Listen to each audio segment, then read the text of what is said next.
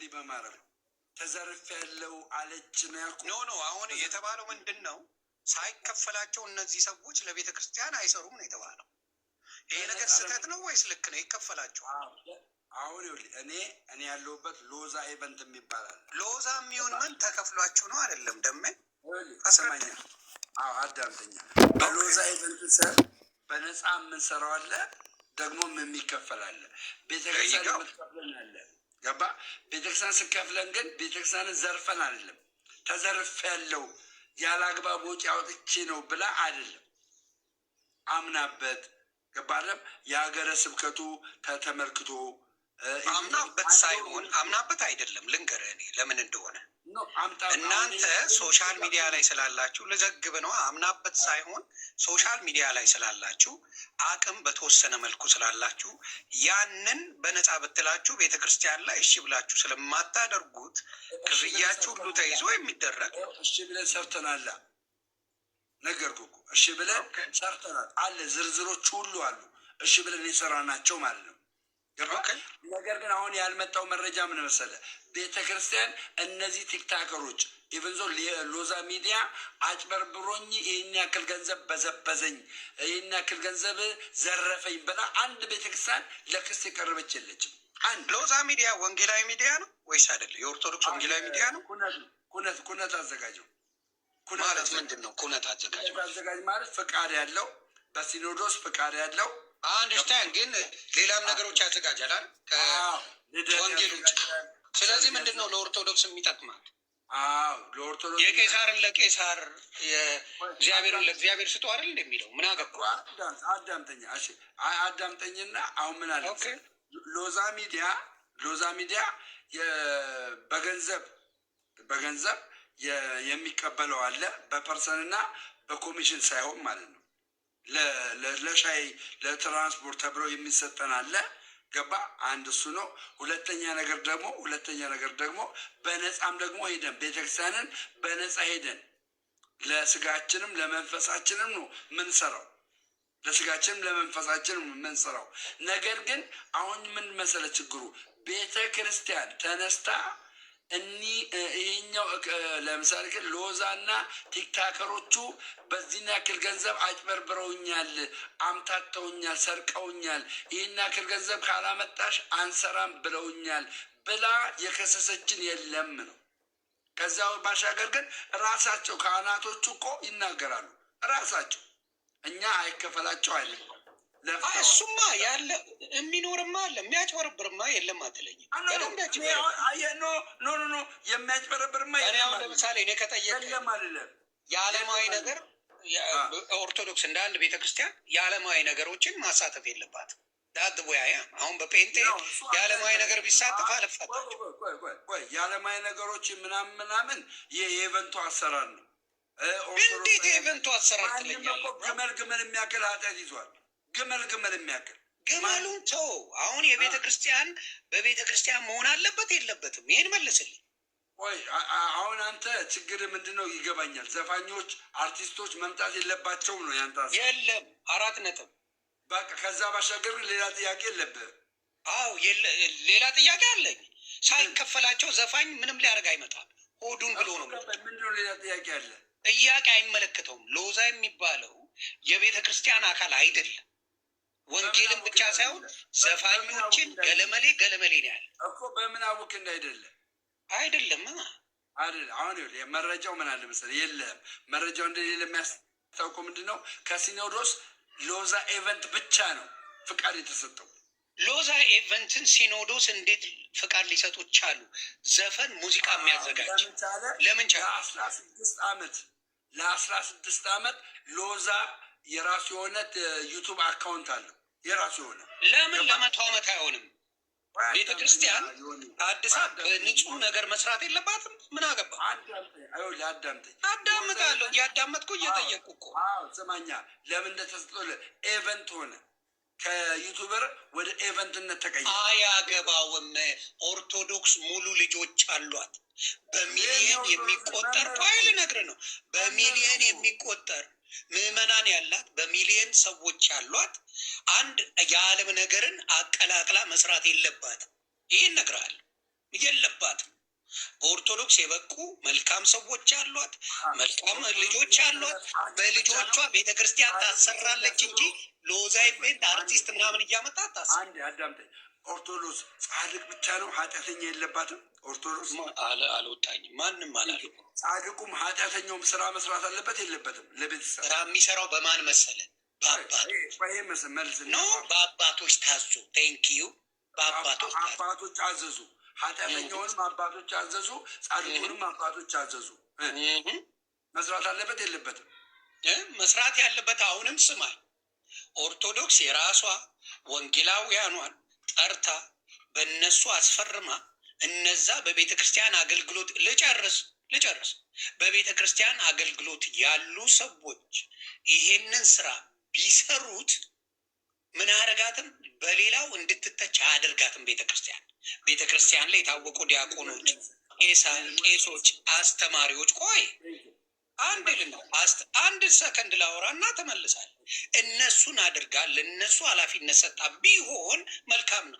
ዘፋኙን አብሮ የምታሰራ ምኗን አብራ ሆነ ምንድን ነው ኦርቶዶክስ ስለምኑ ልመልስልህ። አሁን ለምሳሌ ክል ዲያቆን ሄኖክ ኃይሌን ታውቃለህ አለ? ዲያቆን ሄኖክ ኃይሌን ታውቃለህ? ዲያቆን ሄኖክ ኃይሌ እንደኛ ላይቭ ስትሪም እየገባ ቀን በቀን ከህዝቡ ጋር እንደዚህ አይነት ግንኙነት አያደርግም። ግን የቤተክርስቲያን አገልጋይ ነው። የቤተክርስቲያን ልጅ ነው። ኦኬ።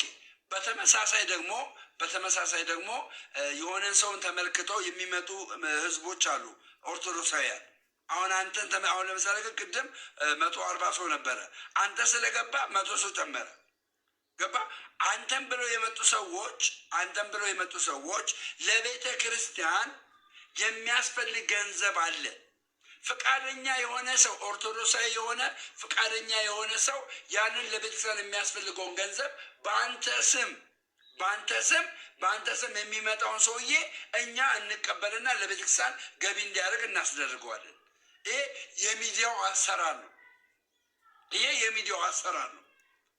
የሚዲያው አሰራር ነው። በሚዲያ ላይ ነው የሚደረገው። ገባ? በሚዲያ ላይ አርቲስቱን እኛ የምንፈልገው አርቲስቱን ተከትሎ የሚመጣ ሰው አለ። ያ የሚመጣ ሰው ምን አይነት ሰው ነው? ኦርቶዶክሳዊ ሰው ነው። ያ ሰውዬ ለምንድን ነው የሚያስፈልገው? ለቤተ ክርስቲያን ህንፃ ግንባታ ገንዘቡ ያስፈልጋል። ገባ? ያን ነው የምናደርገው። ከዛ ባሻገር ግን ቤተ ክርስቲያን በየትኛውም አንግል ገባ? እንደዚህ ቸግሮኝ ገንዘብ ጠይቀውኝ እንደዚህ ብሎኝ እምቢ አንሰራም ብሎኝ እንደዛ ብሎኝ ብላ የከሰሰችው አንድም ኢቨንት የለም። አጭበርባሪ አለ፣ ሌባ አለ የለም አለ። በግሉ ሄዶ የሆነ የሚያምታታ የሚያጭበረብር እንደዚህ ያደርግላቸዋለሁ እንደዚህ ያድርጉልኝ እያለ የቤተክርስቲያን ኮሚቴዎችንና የህንፃ አሰሪ ኮሚቴዎችን የሚያጭበረብር አለ። ይሄኛው ኢቨንት ግን በሲኖዶስ ፍቃድ ተሰጥቶት ምን አይነት ፍቃድ?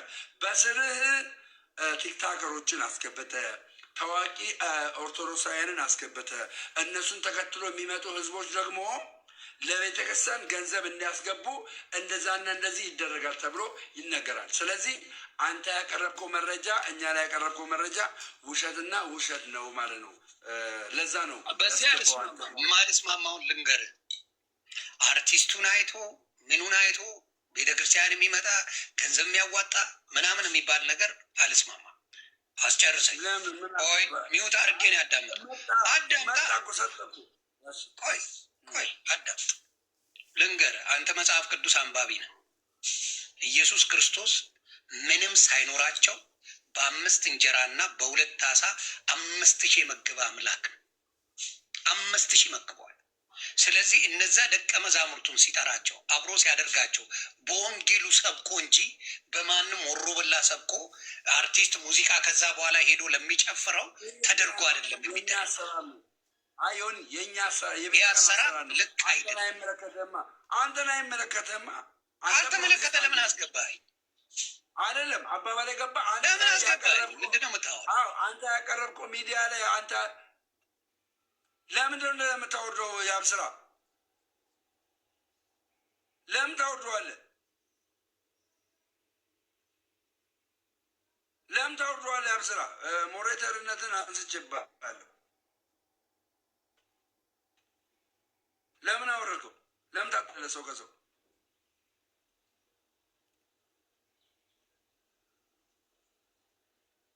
ኖ ማድረግ የለብህም። ለምን እንደዚህ ታደርጋለህ? ዝም ብለህ ሰው ትንላለህ። ሰው መምጠር የለብህም። እውነትን አትፍሩ ቤተሰብ። እውነትን ፈርቶ እየነቀሉ ምናምን ሰው ናናው እኛ ብስራ ና ወንጌል እኔ አሁን የምነግርህ ምንድን ነው? አንተ ጋር ያቀረብከው አንተ ትክክል ነው ያቀረብከው ክስ አለ አለ እኔ ያስገባው አንተ ሚዲያ ላይ ያቀረብከው ክስ ልክ አይደለም። ልክ ነው እያልኩ ነው። ልክ አይደለም። እንዴት ካልከኝ ገንዘብ ይከፈለናል አልከኝ። ቃል በቃል ስማኛ። ከዛ ባሻገር ደግሞ አንተ ኦርቶዶክሳዊ ወንድማችን ብትሆን የመናገር ማንዴት ይኖራል።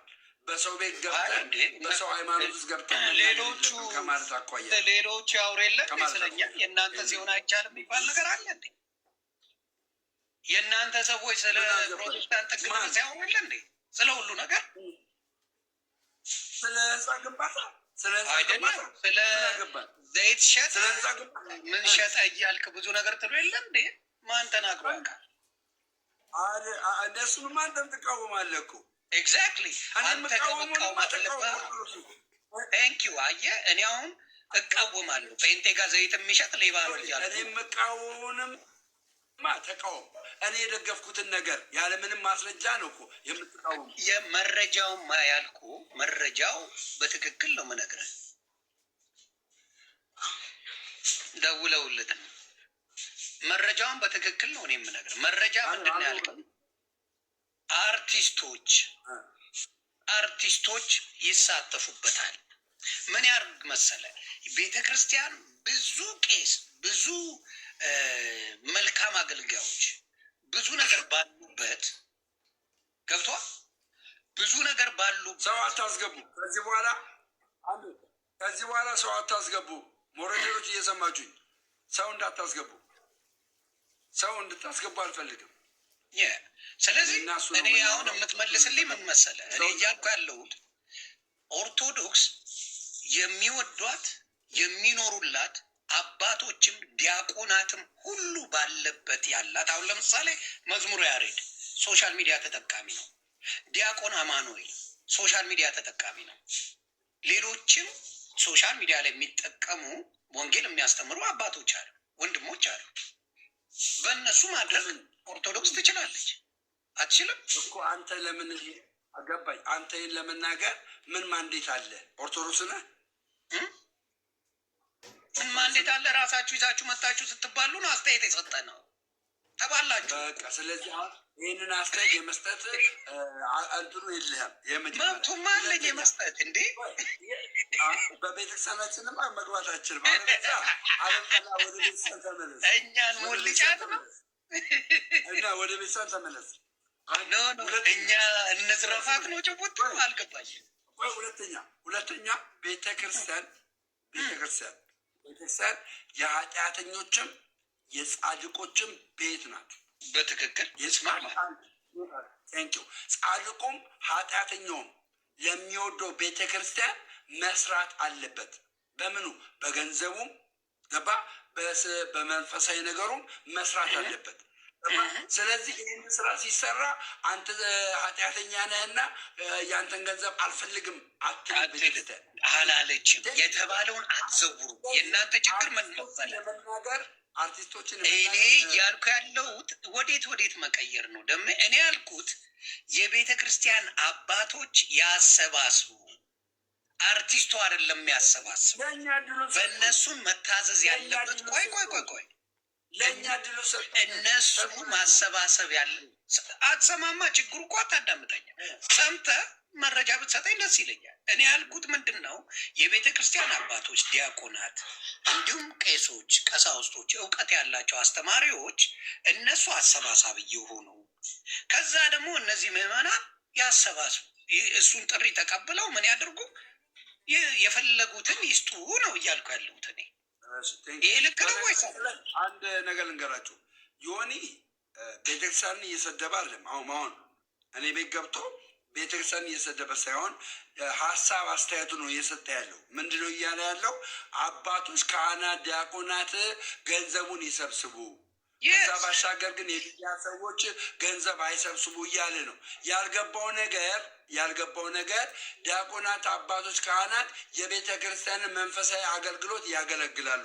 ሁለተኛ ነገር ደግሞ እኛ ቲክታከሮች፣ እዚህ ማህበራዊ ሚዲያ ላይ ያለን አርቲስቶች ማናችሁ ማንኛውም ሰው ገባ እንደዚህ አይነት ማንዴቱ ካለው ለቤተ ክርስቲያን የሚጠቅም ከሆነ እሱ ለምሳሌ ከ300 ምናምን ሰዎች ውስጥ የሆነ አካውንት እዚህ ጋር ቢጻፍና እዚህ አካውንት ላይ 50 ሰው ለዛ ለቤተ ክርስቲያን እዚህ አካውንት ላይ ቢያስገባ ደምረው በከፈተው ቲክታክ ፕላትፎርም ላይ ሰዎች ለቤተ ክርስቲያን ገቢ ያስገቡ ማለት ነው።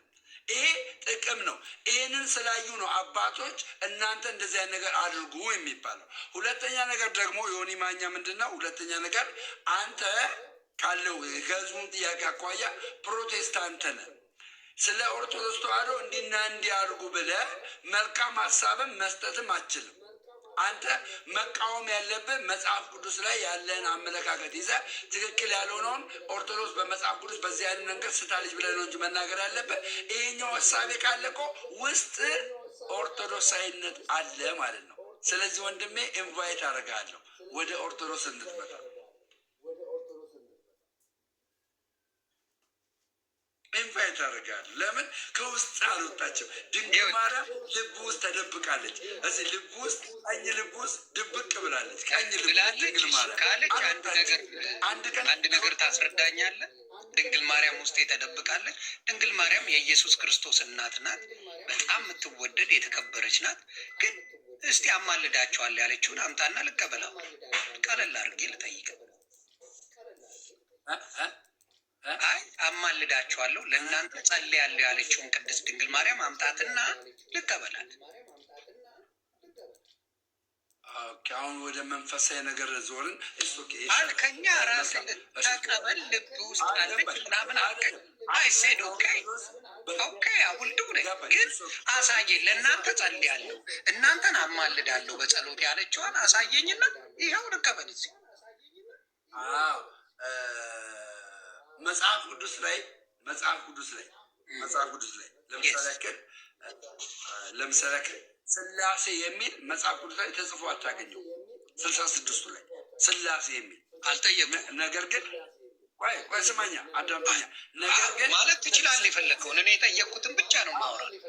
መልሱን እኮ ልሰጥህ እኮ ነው። የድንግል ማርያም አማላጅነትን መልስ ልሰጥህ እኮ ነው። ስላሴ የሚል መጽሐፍ ቅዱስ ላይ እንዳልተጻፈና ነገር ግን ስላሴ እንዳለ ከመጽሐፍ ቅዱስ ሀሳብ ይዘን በዚህ የተነሳ ስላሴ ማለት ይሄ ነው ብለን ሰዎች ላይ እንደምናስተምረው ልክ ድንግል ማርያምም እራሷ እኔ አማላጅ ነኝ ብላ መጽሐፍ ቅዱስ ላይ የተጻፈ የለም። ነገር ግን እሱንም እንደ አላለችም። እሱን የተጻፈ የለም። ቅድስት ድንግል ማርያም ጸሎት ያደረገችው ለእኛ ለህዝቡ ጸሎት ያደረገችው ካለም እሱን ዘግበኝ። በዚህ የቀደው ስመኛ ጸሎት ያደረገችው አየህ፣ በቀላሉ ሌላውን ተውና ጸሎት አድርጋ እኛ ይህንን ቃሉ ማነበር ይህንን ቃል ነው ማነበረ ምን ይላል መሰለህ? በነገራችን ላይ ራሳችሁን አታሰድቡ። ከስር መሳደቡ ጥቅም የለውም። ቤተሰብ እኔ እና ደሜ እያወራን ነው እየተነጋገርን። እኔ ችግር የለውም መብታችሁ። እኔ ብራንዴ ችግር የለውም። ለዚህ ግን ለእናንተ ነው የምነግራችሁ። ቢያንስ ጥቅሱን አይ እዚህ ጓ ከሚሉብኝ ጥቅስ ቢጽፉልኝ ምን አለ እኔ እንድማር። እኔንም እየሰደቡ ነው እያልኩ ነው። አንተም ብቻ ሳይሆን አይ ጥቅሱን ለምን አይጽፉልኝም? አሁን የጠየቅኩት ጥያቄ ጥቅስ ነው የጠየቅኩት። እዚህ ጋር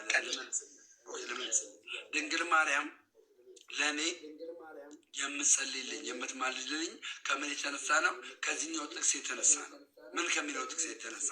አንደኛ ጢሞቴዎስ ምዕራፍ 2 ቁጥር 1 ላይ ካለው ጥቅስ የተነሳ ድንግል ማርያም ጸልይኛለች። እንዴት እያለች? እንደዚህ እያለች እንግዲህ እግዚአብሔርን በመምሰልና በጭምትነት ሁሉ ጸጥና ዝግ ብለን እንድንኖር ልመናና ጸሎት ምልጃም ምስጋናም ስለ ሰዎች ሁሉ፣ ስለ ነገስታት ሁሉ፣ ስለ ማን ሁሉ? ስለ ሰዎች ሁሉ፣ ስለ ነገስታት ሁሉ፣ ስለ መኳንንት ሁሉ እንዲደረጉ ከሁሉ በፊት እመክራለሁ። ይሄ ቃል የእግዚአብሔር ቃል ነው። የእግዚአብሔር ቃል ደግሞ ድንግል ማርያምንም ይመለከታታል። ድንግል ማርያምን። ስለዚህ ድንግል ማርያም በአሁኑ ሰዓት ላይ ምንድናት? ሕያው ናት። ሕያው ስለሆነች የድንግል ማርያም ምልጃዋና ጸሎቷ ለእኛ ለኦርቶዶክሳውያን ስለምናምንና ስለደረሰልን እንቀበለዋለን። ለምን የዮሐንስ ራእይ ምዕራፍ 6 ላይ አይተህ ከሆነ ዮሐንስ ራእይ ምዕራፍ 6 ቁጥር 5 ወይ 10 ላይ ምንድን ነው የሚለው? በሰማይ እግዚአብሔርን ምን የሚሉ የሚጠይቁ ሰዎች ምን ብለው? በምድር ላይ ስለፈሰሰው ደማችን እስከ መቼ አትፈርድልንም ብለው እግዚአብሔርን ጠየቁት የሚል ቃል አለ። አየህ፣ በሰማይ ምን አለ? ጥያቄ አለ፣ አምልኮ አለ፣ ጸሎት አለ፣ ምልጃ አለ። ከዚህ የተነሳ ድንግል ማርያም ስለኛ ትማልድልናለች፣ ትጸልይልናለች። ይህን ቃል ትቀበላለህ? አትቀበልም? በሰማይ ማንን የጠየቁት? እግዚአብሔርን። ተባረክ።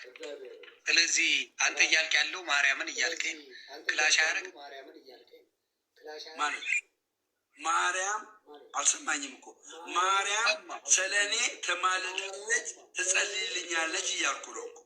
ስለ እኔ ድንግል ማርያም ስለ እኔ ትማልድልኛለች፣ ትጸልይልኛለች። ከምን የተነሳ? ከዚህ ከእግዚአብሔር ቃል የተነሳ። ይህንን የእግዚአብሔር ቃል ድንግል ማርያም አልቀበልም ማለት አትችልም። አንብበውና እኔ ላስረዳ። ያንተ ጥቅስ አንብበው ራስህ መጽሐፍ ቅዱስ ያዘው፣ መጽሐፍ ቅዱስ ያዘው። አንተ ራስህ ይዤ ልምጣ፣ ይዘና እስከዛ ታብታብ መረጃ የለም። ብራዘር 4 ሚሊዮን ብሩን የታስገባችሁት መረጃ የለም፣ ውሸት ነው።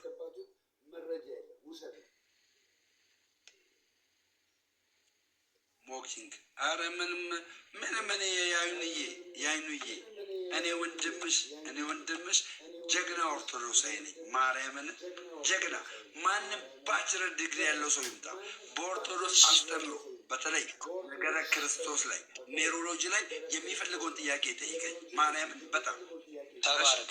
አሁን የምጠይቅ ምንድን ነው? ጥቅሱ ምንድን ነበር ያልከኝ? የማን ጢሞቴዎስ ነው ያልከኝ? አስታውሰዋለሁ። ምዕራፍ 2 ላይ ጢሞቴዎስ ምዕራፍ 2 ላይ ስለ ጸሎትና ስለ ምልጃ እንዲደረግ አሳስባለሁ ይላል መጽሐፍ ቅዱስ። ተባረክ።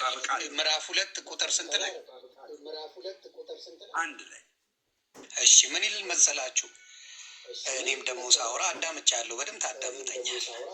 እንግዲህ እግዚአብሔርን በመምሰልና በጭንቀትም ሁሉ ጸጥና ዝግ ብለን እንድንኖር ልመናና ጸሎትም ምልጃም ምስጋናም ስለ ሰዎች ሁሉ፣ ስለ ነገስታት፣ ስለ መኳንንትም ሁሉ እንዲደረጉ ከሁሉ በፊት እመክራለሁ። ይሄ ማለት የሰው ልጅ በሕይወት እያለ ነው አይደል? ነው ወይስ ከሞተ በኋላ ነው የሚለው? እዚህ ጋር አስረዳኝ። አንድ ነገር አለ። ምንድን ነው ያለው? ጸሎት በመንፈስ ነው በስጋ ነው? አንድ ሰው የሚጸልየው በመንፈስ ነው በስጋ ነው የሚጸልየው? አለ ግን በመንፈስ ነው የሚጸልየው። መንፈሱ ነው የሚቃትተው።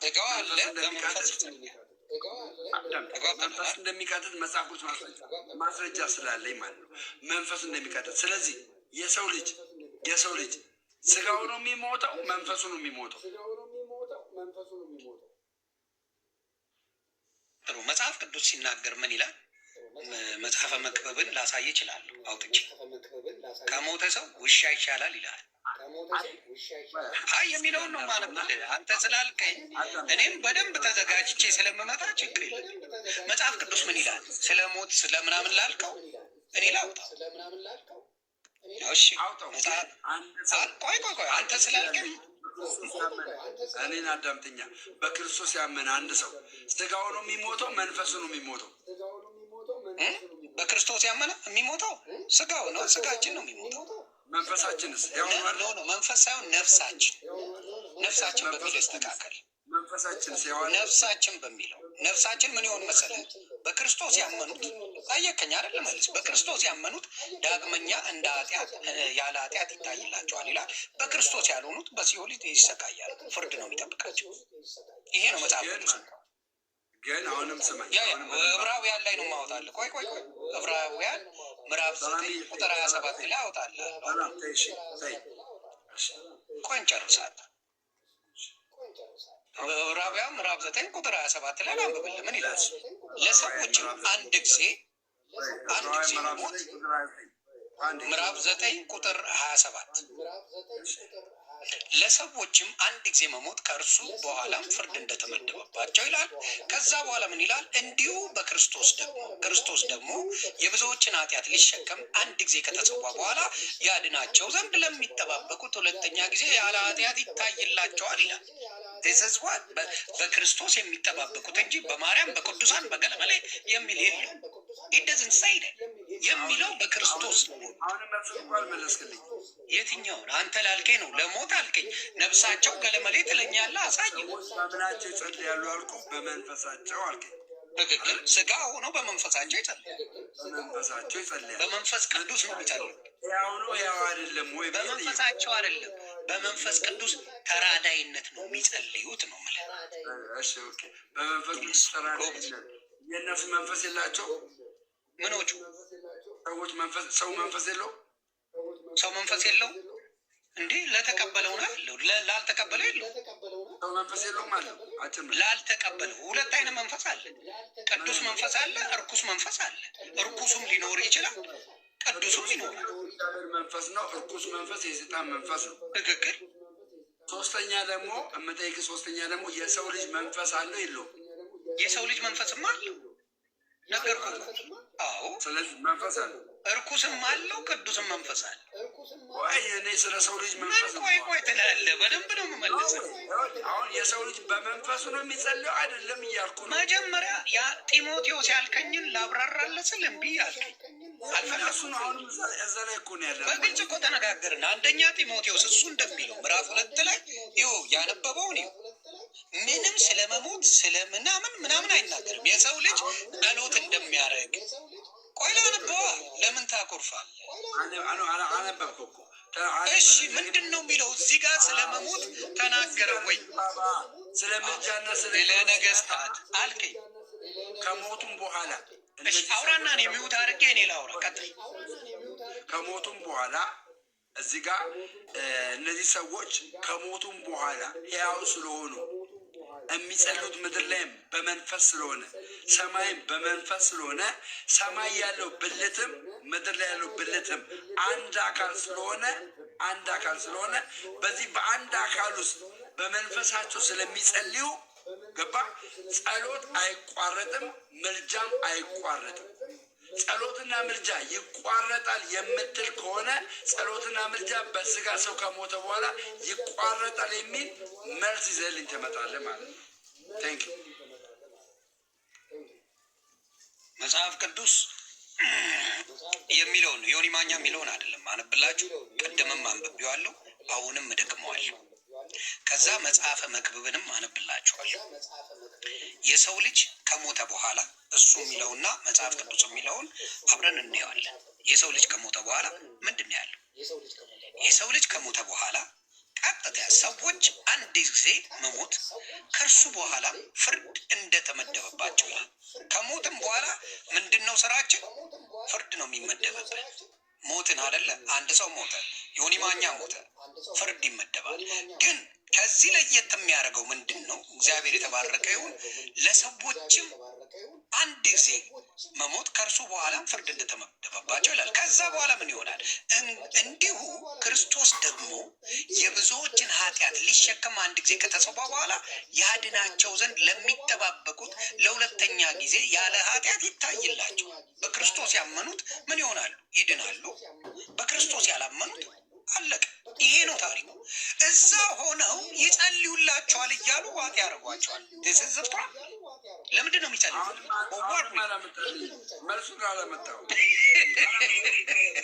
እሺ ከዛ ሆነው አንተ የምጠይቅ ምን መሰለህ? ከዛ ሆነው የጸለየ አንድ ሰው ሰላም ብልልኝ፣ የጸለየልን ወደዚህ መክበብ ላይ ብለኝ ነበራ። መክበብ ላይ እንዲያሳያል አንደኛ ዜና ምዕራፍ 29 አረ መክበብን ያልኩ እኔ ነኝ። ስለዚህ መክበብን አነብብን። እሺ አባቴ፣ እሱማ በጣም ነው የሚያናድ። ይሄ ጥቅስን ካወጣሁት ትቀየመኛል ወንድሜ፣ ትቀየማል። መጽሐፈ መክብብ ምዕራፍ 9ን ላንብላችሁ። መጽሐፈ መክብብ ምዕራፍ 9 ቁጥር 5 ላይ ምን ይሆን መሰለ? ሕያዋን እንዲሞቱ ያውቃሉና ሙታን ግን አንዳችም አያውቁ፣ መታሰቢያቸውም ተረስቷልና ከዚህ በኋላ ዋጋ የላቸውም። ከዚህ በኋላ ምን የላቸውም? ዋጋ የላቸው። ሙታን ሕያዋን እንዲሞቱ ያውቃሉና ሙታን ግን አንዳችም አያውቁም፣ መታሰቢያቸው ተረስቷልና ከዚህ በኋላ ዋጋ የላቸው። ፍቅራቸውና ጥላቸውን ቅንነታቸውን በአንድነት ጠፍቷል። ከፀሐይ በታችን በሚሰራው ነገር ለዘላለም እድል ፈንታ ከእንግዲህ ወዲህ የላቸው። የእግዚአብሔር ስራን ተቀብሎታልና ሂድ፣ እንጀራን በደስታ ብላ፣ የወይን ጠጅንም በተድላ ጠጣ እያለ ይቀጥላል። ስለዚህ ከሞትክ በኋላ ፉን ፉን ብትል ወፍ የለም እያለ እንደዛ ከሆነ ወፍ የለም ካል እኔ አረን ሰይድ ዮሐንስ ራእይ ምዕራፍ 6 ቁጥር 10 ላይ ሞተዋል። ምን ላይ? ዮሐንስ ራእይ ምዕራፍ 6 ቁጥር 10 ላይ ሞተዋል አለ። ሞተዋል። በትክክል ድምፅ ለምን ተሰማ? ለምን ጸለዩ? ከሞቱ ለምን ጸለዩ? በዚህ አሁን አንተ በመክብብ ካመጣው አኳያ እነዚህ ሰዎች ጸሎት ነው ያለው። ጸሎት ነው የጸለዩት። በጣም ጥያቄ ጠይቋል። ላንብላችሁ ምን እንደሚል። ቆይ ጸለዩና ጥያቄ መጠየቅ ትንሽ ተምታታብህ። ማብራት ጥያቄ ጠይቁ ነው ያለው። በጣም ጥሩ። ጸሎቱ ምንድን ነው እሱ የሚለውና ዮሐንስ ራእይ የሚለው? ዮሐንስ ራእይ ምዕራፍ 5 ነው ያለው። መጀመሪያ በዚህ ንግባባ። እግዚአብሔር ትጠይቋል አትጠይቁም? ዮኒ እግዚአብሔርንማ እኛ የማንጠይቀው ነገር አለ እንዴ? በጸሎት ነው አንተ የምትለው። ላንብብልህ። ስንት ላይ ነው ያልከኝ አባቴ? 6:10 ላይ 6:10 ተባረክ። 6:10 ላይ ምን እንደሚልና ወንድማችን እንዴት እንደተረጎመው እናየዋለን። እኔ ልመልሰው። 6:10 ምን ይል መሰላችሁ? በታላቅ ድምፅም ጮሁ፣